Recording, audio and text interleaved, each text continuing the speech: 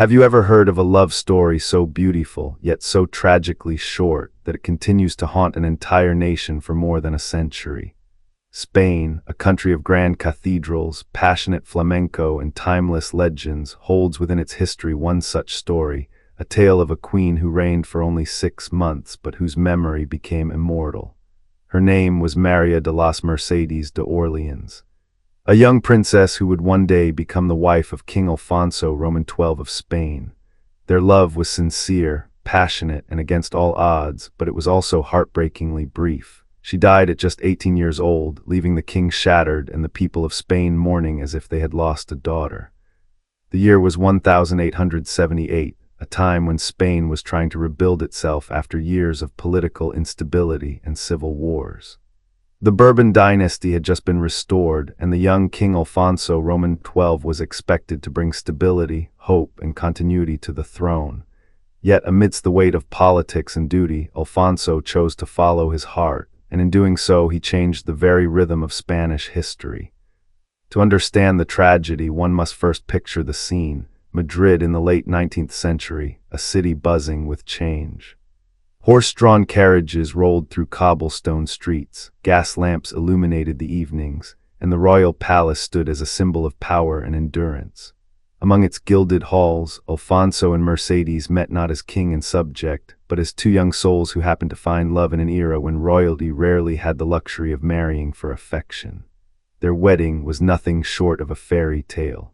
Thousands gathered to watch the royal couple pledge themselves to one another. The Spanish people adored Mercedes. She was gentle, kind, and carried an innocence that contrasted the often rigid and ceremonial nature of monarchy. She was seen not just as a queen, but as a symbol of hope, a bridge between the royal family and the hearts of ordinary Spaniards. But life, as it often does, played a cruel game. Just as their story seemed destined for happiness, a shadow loomed over the palace. Within half a year of becoming queen, Mercedes fell gravely ill. The same city that once celebrated her wedding now prepared to mourn her loss. Alfonso, deeply in love, could do nothing but watch helplessly as the light of his young queen faded away.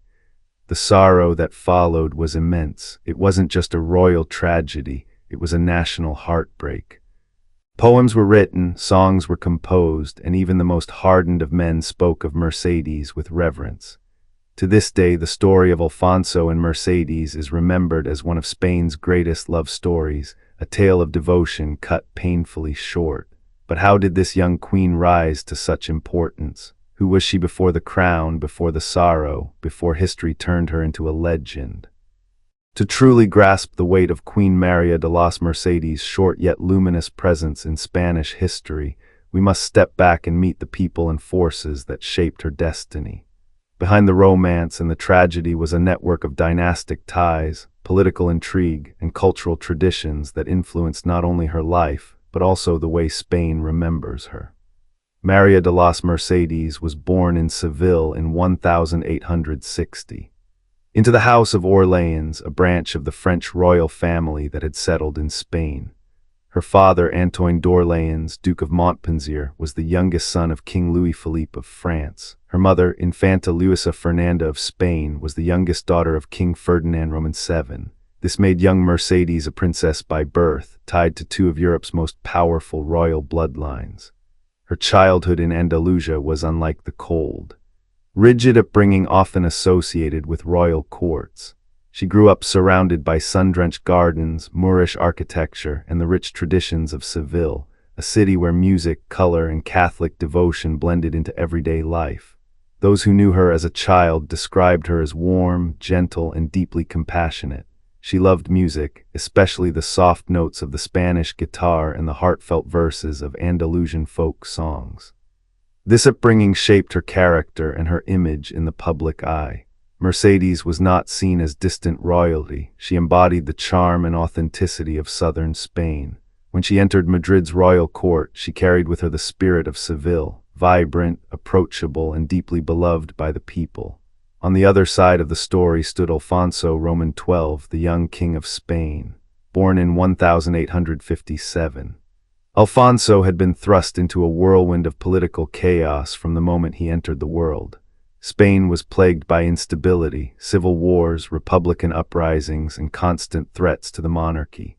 His childhood was marked by exile in Paris and Vienna, where he received a strict education designed to prepare him for kingship.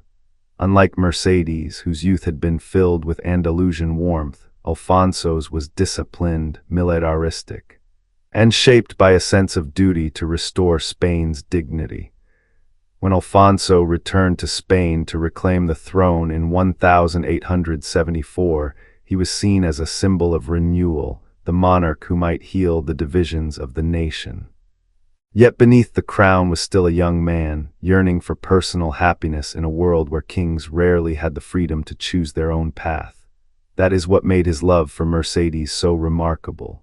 Royal marriages in 19th-century Europe were typically cold arrangements, political strategies designed to strengthen alliances. But Alfonso and Mercedes broke the mold.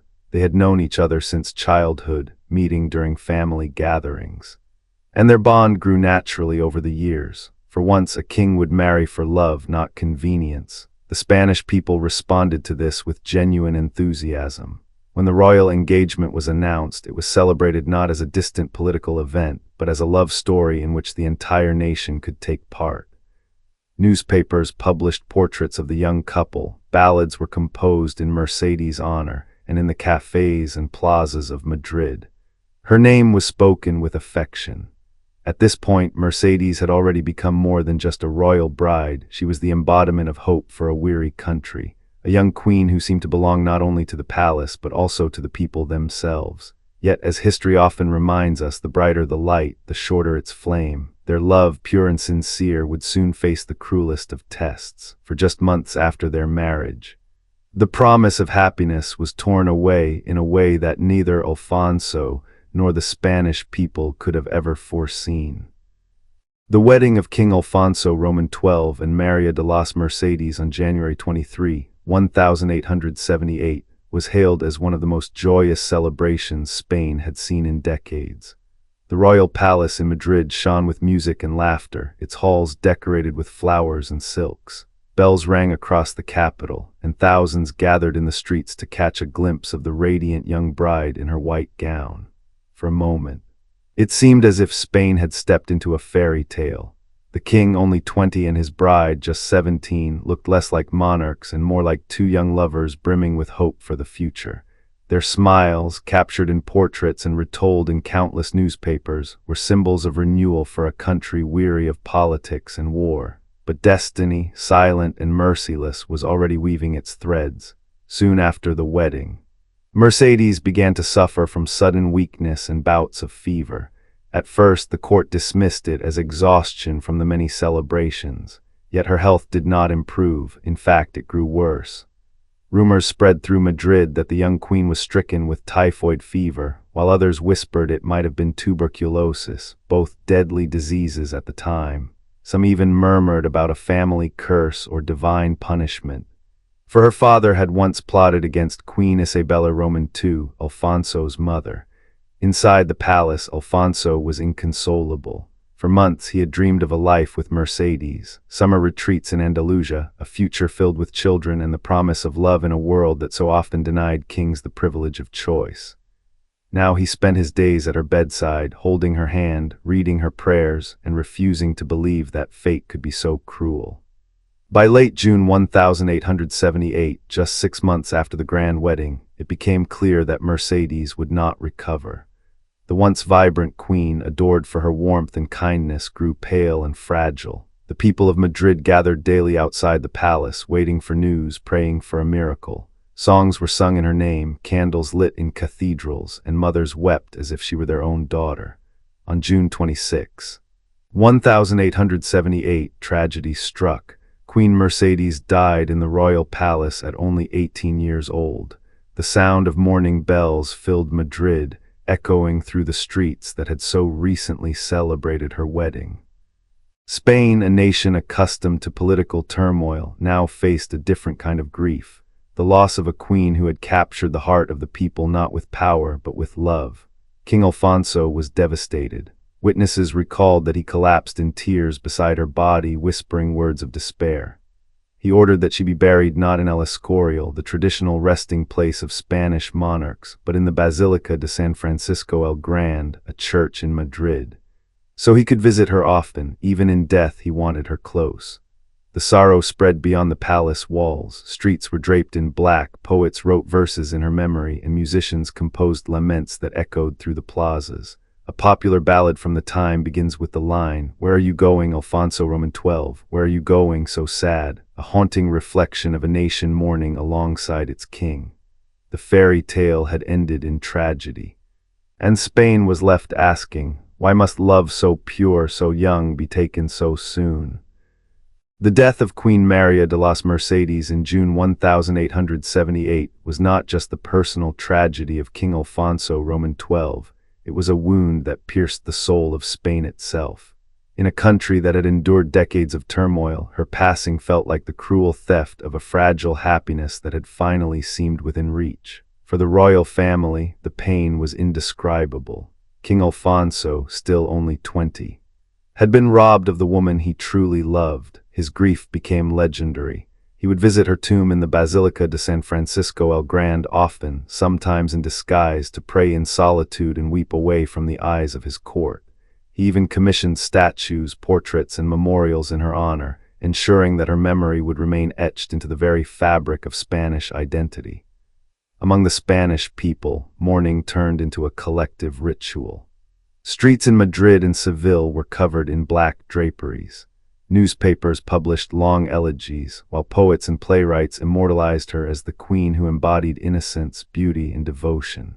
Folk songs carried her story far beyond the palace gates, into taverns, plazas, and villages. One particularly famous ballad, Don Vas Alfonso XII, "Where are you going, Alfonso XII?" captured the image of the widowed king wandering aimlessly. Lost in grief, it became not just a song but a cultural lament, sung for generations afterward. The Spanish court, however, faced an impossible dilemma. Tradition and politics demanded that Alfonso remarry quickly to secure the dynasty with heirs. Less than 2 years later, he would wed Archduchess Maria Cristina of Austria, a match arranged for duty rather than love. But even as the wedding bells rang again, the shadow of Mercedes lingered. The people compared every queen who followed her to the beloved young woman who had reigned for only 6 months. None could rival the legend of the lost bride. In the broader society, her death became a symbol of the fragility of life and love in an age marked by uncertainty. For ordinary Spaniards, farmers, artisans, mothers raising children, the story of Mercedes resonated not just as a royal tragedy, but as a deeply human one. They saw in her fate a reflection of their own struggles with illness, loss, and fleeting happiness. The tragedy also reshaped the image of King Alfonso XII. He was no longer seen merely as a monarch who restored the Bourbon dynasty. He became the grieving widower, the man who had chosen love over politics, only to have it ripped away. His sorrow humanized him, bringing him closer to his people. It created a rare bond between ruler and nation, one rooted not in power, but in shared grief. As months passed, Mercedes' memory continued to live on in art, literature, and legend. Painters captured her delicate features, writers idealized her as the eternal bride, musicians turned her short life into haunting melodies. In a sense, she achieved in death what few monarchs achieve in life, immortality in the hearts of her people. But what lessons did Spain draw from this heartbreaking chapter? Beyond the mourning and the legend, what values, cultural meanings, and enduring legacies remain tied to the story of María de las Mercedes? The story of María de las Mercedes is not only remembered as a tragedy of lost love, it is also remembered as a lesson in devotion, resilience, and the power of human memory. Though her reign lasted only 6 months, her legacy continues to shape Spanish culture, inspiring reflection even more than a century later. One of the most enduring lessons lies in the value of love in a world dominated by politics and power. In 19th century Europe, royal marriages were usually cold alliances arranged between dynasties. Yet Alfonso XII and Mercedes chose differently. Their union was not one of diplomacy, but of genuine affection. Even though it ended in heartbreak, their decision sent a powerful message that love, even in the highest circles of power, could be real, could be pure, and could touch an entire nation. Her memory also speaks to the fragility of life and the inevitability of loss. Mercedes was young, vibrant, and adored, yet she was taken away suddenly, reminding Spain that happiness is never guaranteed. For people who had endured wars, epidemics, and upheaval, her death echoed their own experiences of sudden tragedy. In this way, the Queen became not just a royal figure, but a mirror of the human condition, proof that no crown can shield one from fate. Culturally, Mercedes' story was woven into Spain's artistic and spiritual fabric. Painters immortalized her image, often portraying her with saint-like innocence. Writers romanticized her as the bride of Spain, forever youthful, forever beloved. Folk musicians carried her memory in songs that traveled from Madrid to the villages of Andalusia, where even peasants who had never seen her face sang of her as if she were family. Her legacy also left a mark on the Spanish monarchy itself. The shadow of her brief reign lingered over Alfonso's subsequent marriage to Maria Cristina of Austria. Though Maria Cristina would become the mother of the future King Alfonso XIII, Spaniards never forgot Mercedes. Every new queen was, in some way, measured against the memory of the girl who had captured Spain's heart. This idealized image of Mercedes created an almost mythical standard, one that turned her into more than a queen. She became a symbol. A legend, a story whispered through generations. Even today, visitors to Madrid who step into the Basilica de San Francisco el Grande find her resting place adorned with flowers left by strangers. More than 140 years have passed, yet her memory still draws people who never knew her but feel the weight of her story. She is remembered as the queen who reigned with her heart, not with her crown. From her life and death, Spain drew lessons about love, loss, and endurance. But more importantly, her story gave the people a cultural anchor, a reminder that even in times of darkness, human stories of tenderness and devotion endure longer than power or politics. And yet one question lingers. If her life had not been cut short, what might have been? Would her reign alongside Alfonso XII have changed the course of Spanish history? Or was her destiny always to remain forever young, forever remembered, forever mourned? The story of Queen María de las Mercedes is more than a chapter in Spain's royal history.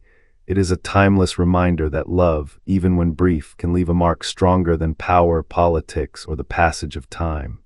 Though she reigned for only 6 months, her memory continues to echo across generations, her name whispered in songs, her image honored in paintings, and her love story taught as one of Spain's greatest tragedies. In the end, what made her unforgettable was not the crown on her head, but the way she captured hearts. She was, above all, a young woman, gentle, compassionate, and deeply in love, who carried into the palace the warmth of Seville and the innocence of youth. Her sudden death transformed her from queen into legend, from bride into eternal symbol. King Alfonso XII never truly recovered from the loss, though duty required him to remarry. He lived the rest of his life with Mercedes' memory close to him.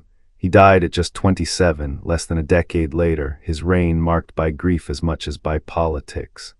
Some have said that he never stopped being the widowed king, the young monarch who had once loved deeply and lost tragically. And yet perhaps this is why their story endures. In a world where monarchs are remembered for wars, treaties, or reforms, Alfonso and Mercedes are remembered for something far more human, a love story that transcended power and touched the soul of a nation.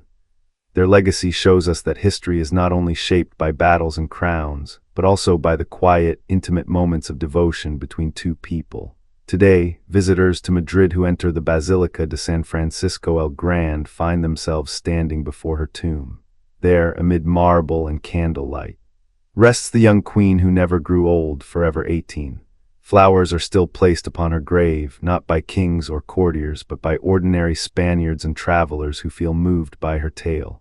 Each flower is a reminder that memory lives on, that love never fully dies. And so, the legend of María de las Mercedes continues. It lingers in Spanish ballads, in whispered stories of the Queen of 6 months. And in the timeless image of two young lovers separated by fate, she remains not only a symbol of a lost era, but also a mirror for us today, reminding us to cherish love, for it is fragile, fleeting, and yet eternal in memory.